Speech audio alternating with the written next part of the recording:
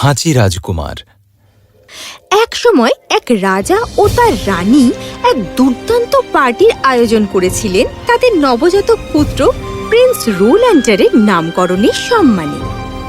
ভোজসভাটি প্রাসাদের বিশালতম হলটিতে আয়োজন করা হয়েছিল এবং আয়োজনে ছিল অনেক রকম খাবার দাবার, যথা স্যুপ, কেক, পাঞ্চ এবং অবশ্যই প্রিয় স্ট্রবেরি টার্টস।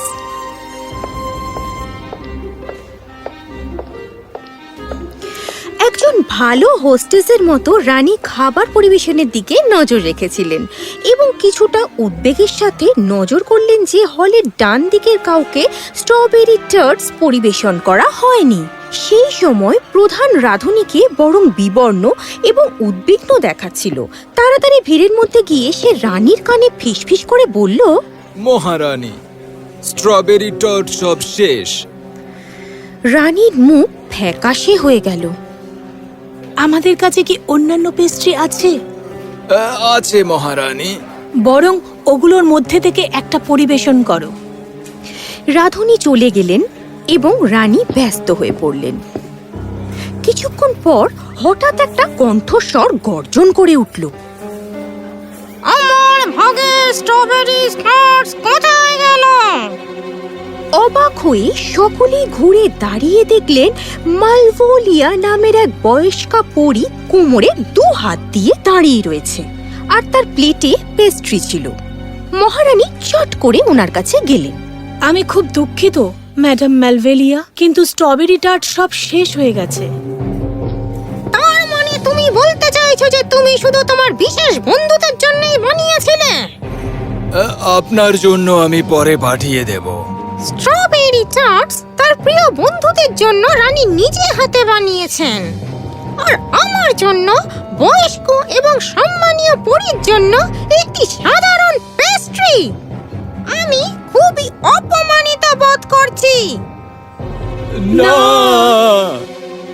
আমার এই অপমানের মূল্য তোমাদের চোকাতে হবে।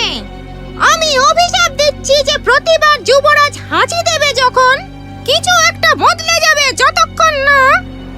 সেই মুহূর্তেই হলের খোলা জানালাগুলো দিয়ে উত্তরের বাতাস খুব আকস্মিকভাবে বয়ে যায়, যে কারণে মালভোলিয়ার বাক্যের শেষ অংশটি শোনা যায়নি।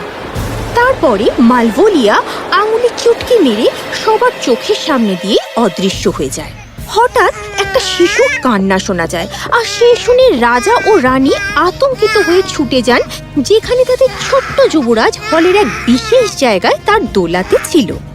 রাজপুত্রের মুখটি অদ্ভুতভাবে বিকৃত হলো এবং হঠাৎ ভয়ঙ্করভাবে সে হেঁচে উঠল।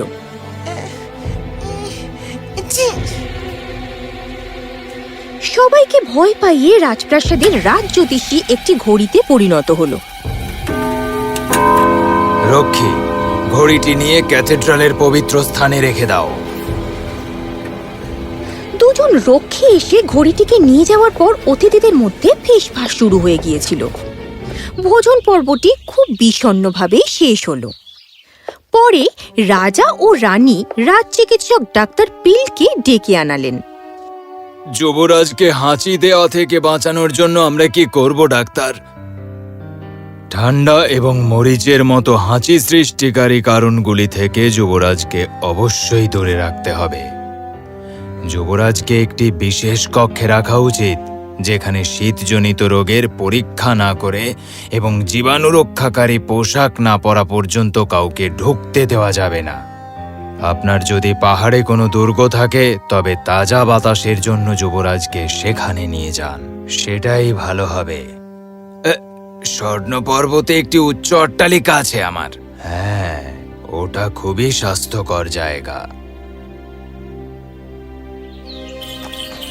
সুতরাং সম্মত হয়ে যুবরাজকে শীঘ্রই মিনারে পাঠানো হলো। বছর ঘুরতে লাগলো। কেউই মালভোলিয়ার জাদু ভেঙে ফেলতে পারেনি, কারণ এর আগেই বাতাসের দ্বারা তা চালিত হয়ে গেছে। দুর্ভাগ্যক্রমে মালভোলিয়া নিজেই অদৃশ্য হয়ে গিয়েছিল। যুবরাজ তখন একটি সুদর্শন ছোট বালকে পরিণত হয়েছে। দক্ষ শিক্ষকরা তাকে ইতিহাস, সঙ্গীত, নাচ, আঁকা এবং অন্যান্য সমস্ত বিষয় শিখিয়েছিলেন যা একজন রাজপুত্রের জানা উচিত, কিন্তু বাস্তব জীবনে প্রায় কিছুই তিনি জানতেন না। এই সময় তার সবচেয়ে বিশ্বস্ত সহচর ছিল পোল্টো নামে একটি পুডল কুকুর, যে খুব ভালো বাংলা বলতে পারত। ওর চেয়ে বেশি বন্ধুত্বপূর্ণ, জ্ঞানী ও বিশ্বস্ত কুকুর আর কখনো দেখা যায়নি। একদিন যুবরাজের 21তম জন্মদিনের ঠিক আগে সতর্কতা অবলম্বন করেও যুবরাজ 3 বার হাঁচি দিয়েছিল।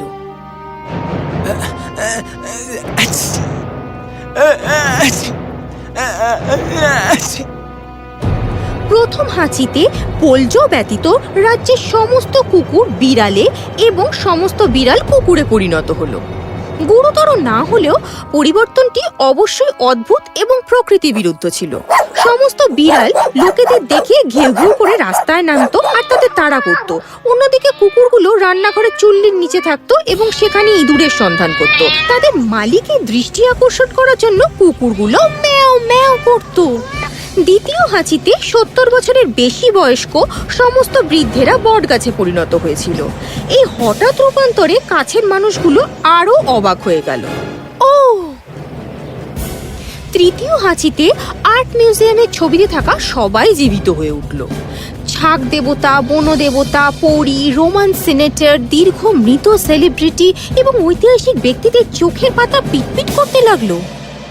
হে ভগবান, আমি এই ছবির ভেতরে কি করছি? আমি এখানে বদ্ধ অনুভব করছি। আমি তোমাদের সম্পর্কে জানি না, তবে আমি এখান থেকে বেরিয়ে যাচ্ছি। হে, এই ছবিগুলো থেকে বেরিয়ে আসার শেষতম ব্যক্তিটি হলাম আমি। তারা সবাই ছবি থেকে বেরিয়ে এলো। বিস্মিত রাজরক্ষীরা জাদুঘরের চারপাশে দৌড়িয়ে তাদের ধরার জন্য কঠোর চেষ্টা চালাচ্ছিল তখন। আর এদিকে যুবরাজের মন খারাপ হয়ে গেল। হায়, এ কি হলো? আমি যে সারা জীবন এই মিনারে বদ্ধ থাকার কথা ভাবতেই পারছি না। সাহসী হলেও সে তার পালঙ্কে শুয়ে দুঃখে কেঁদেই ফেলল। হঠাৎ পোল্টো হাজির হলো। যুবরাজ, তুমি ওভাবে কাঁদছো কেন? আমার দুর্ভাগ্যের জন্য। আমি ভাবতে পারছি না যে এই মিনারে আমাকে সারাটা জীবন কাটাতে হবে। এই পৃথিবীকে কখনো দেখতে পাবো না। পোল্টো কিছুক্ষণ চুপ করে রইল। প্রিয় যুবরাজ, আশা ছেড়ে দেবেন না। আপনি কি কখনো আমার পুরনো মাস্টার উত্তর মেরুর দৈত্যর সাথে পরামর্শ করার কথা ভেবেছেন? কারণ উত্তরের বাতাস তার সাথে থাকে। সেই মাস্টারের প্রাসাদে একটি বিশাল সিন্দুক রয়েছে, যেখানে অনেক তথ্য রয়েছে আর যা শুনেছিল উত্তরের বাতাস। মালভোলিয়ার জাদুর মূল চাবিকাঠি রয়েছে ওর ভেতর। আপনি যদি আমার জন্য গরম কোট আর বুটের ব্যবস্থা করতে পারেন, তবে আমি দৈত্যের কাছে গিয়ে জিজ্ঞেস করতে পারি। তুমি কি সত্যি আমার জন্য তা করবে? তুমি যদি এর কোনো সমাধান খুঁজে পাও, তবে আমি সত্যি তোমার কাছে কৃতজ্ঞ থাকব। পোল্টো আনন্দে মাথা নাড়ল। পরের দিন রাজদর্জি পোল্টোকে একটি দুর্দান্ত কোট ও 4টি চমৎকার বুট তৈরি করে দিল। পোল্টো গরম পোশাক পরে বিদায় নিল এবং যুবরাজকে বিদায় জানিয়ে উত্তরের দিকে ছুটে গেল এবং যুবরাজ তাকে দেখতে থাকলো যতক্ষণ না রাজ্যের মিনারের প্রতিটি কোণ থেকে তাকে দেখা যায়। তারপর উধাও হয়ে গেল। বিপজ্জনক প্রাণীগুলোর কথা মাথায় না রেখে পোল্টো অন্ধকার অরণ্য পেরিয়ে বিশাল হিম শীতল সমুদ্র অতিক্রম করেছিল এবং তার যাত্রা শেষ হয়েছিল জায়ান্টের প্রাসাদে এসে। সেখানে প্রবেশ করার সাথে সাথে সে জায়ান্টকে দেখতে পেল একজন লম্বা শক্তিশালী হলুদ চুলের পুরুষ। তার মাথায় বরফের মুকুট আর তার পরনে ছিল নরম সাদা কাপড়ে তৈরি দুর্দান্ত পোশাক এবং বসেছিলেন একটি বিশাল বরফের চাইয়ের ওপর। তার সাহায্যকারীরা ছিল হাওয়া। তাদের দেখে আশ্চর্য লাগবে, মনে হয় যেন দুটি ছায়াময় প্রাণী এদিক ওদিক ঘুরে বেড়াচ্ছে এবং তার দরবারীরা ছিল ঘূর্ণিঝড় এবং ঝড়। স্বাগত পোল্টো, এখানে কিসের জন্য এসেছো? আমি পরি মালভোলিয়ার কিছু শব্দ খুঁজছি, যা যুবরাজ রোলান্ডারের নামকরণের সময় উত্তর পূর্ব বায়ু দ্বারা চালিত হয়েছিল। আমার কাছে যদি থাকে তবে তুমি নিশ্চয়ই পাবে। হাওয়া, দয়া করে গোপন রহস্যের সিন্দুকটি আনো দেখি।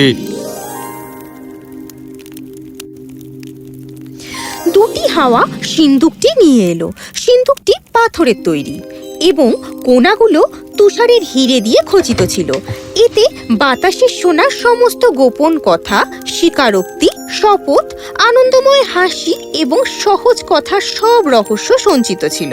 এবং নিশ্চিতভাবেই সিন্দুকের কোণে মালভোলিয়ার অংশটিও রাখা ছিল। পুরনো ধুলোমাখা শব্দ ওই সিন্দুকে ভেসে বেড়াচ্ছিল। মালভোলিয়া সে শব্দগুলো ছিল যতক্ষণ না সে সাহসী এমন কাউকে খুঁজে পায় তাকে বিয়ে করার জন্য। বিয়েই কেন সব সময় সব সমস্যার সমাধান হতে যাবে? এমনটা কেন নয়? আমার মতো অনুগত এবং নিষ্ঠাবান কাউকে যদি সে কখনো খুঁজে না পায়। পোল্ডো কথাগুলো মনোযোগ দিয়ে শুনল। অনেক অনেক ধন্যবাদ স্যার, এবার যে আমায় যেতে হবে। বিদায় পোল্ডো। পোল্ডো প্রাসাদ থেকে বেরিয়ে রাজপ্রাসাদের দিকে ছুট দিল। পোল্ডো রাজপ্রাসাদে এসেই আনন্দে ছুটে গিয়ে সোজা রাজার ব্যক্তিগত কক্ষে প্রবেশ করল, যেখানে উদ্বিগ্ন রাজা ও রানী ছিল। ও পোল্ডো, আমার মানিক, এসো, বলো তুমি কি বাক্যের শেষ অংশটি খুঁজে পেয়েছো? হ্যাঁ মহারানী, জাদু শেষ হয়ে যাবে যখন যুবরাজ বিয়ে করবেন। স্বস্তি পেয়ে ও আনন্দিত হয়ে রাজা এবং রানী পোল্ডোকে আদর করে জড়িয়ে ধরে ধন্যবাদ জানালো। তারা তখন তাদের ছেলের সাথে বিয়ে দেওয়ার জন্য একটি সুন্দর রাজকন্যার সন্ধান শুরু করলো।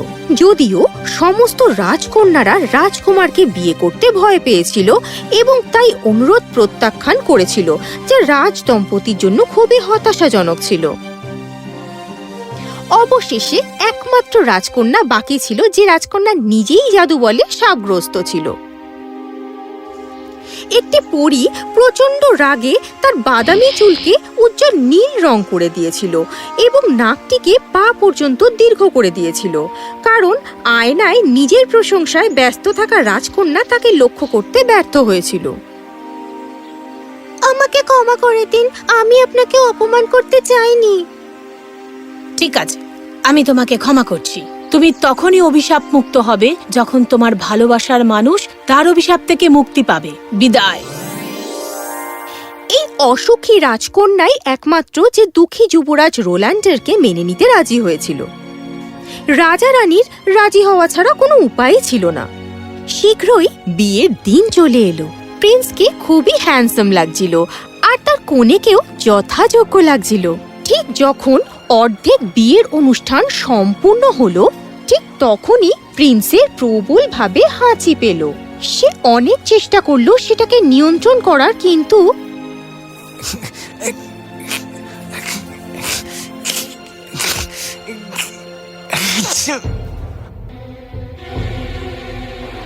যেই না রাজকুমার হাঁচি দিল, বজ্র বিদ্যুৎ পড়া শুরু হলো আর সবাই অবাক হয়ে সেটা তাকিয়ে দেখতে থাকলো। এই হাঁচির ফলে এক অস্বাভাবিক ঘটনা ঘটল। ঠিক সেই সময় যখন রাজপুত্রের অর্ধেক বিয়ে সম্পূর্ণ হয়েছিল। আগের মতো কুকুরগুলো বিড়ালে পরিণত হয়েছিল আর বিড়ালগুলো কুকুরে, গাছগুলো বৃদ্ধ মানুষে আর ঘড়িটা অ্যাস্ট্রোলজারে। রোমান সেনেটর, ছাগ দেবতা, বনদেবতা, পরী, দীর্ঘ মৃত সেলিব্রিটি এবং ঐতিহাসিক ব্যক্তিরা সবাই আবার ছবিতে ফিরে গেল আর বিয়ের কোণে আবার তার মিষ্টি সুন্দর চেহারায় ফিরে গেল, ঠিক যেরকমটা পরী বলেছিল তার ভালোবাসার মানুষের জন্য। আর রাজকুমারও মুক্ত হলো তার অভিশাপ থেকে। তার মানে রাজকন্যাও নিজের অভিশাপ থেকে মুক্ত হলো। তারা এরপর থেকে সুখে বাস করতে লাগলো এবং তাদের প্রত্যেকটা বিয়ের দিন মহা সমারোহে পালন করতে থাকলো। আর পোল্ডো অবশ্যই ছিল তার সম্মানীয় অতিথি এবং সে প্রমাণ করে দিল যে সব বিপদে সঙ্গ দেয় সেই আসলে সত্যিকারের বন্ধু।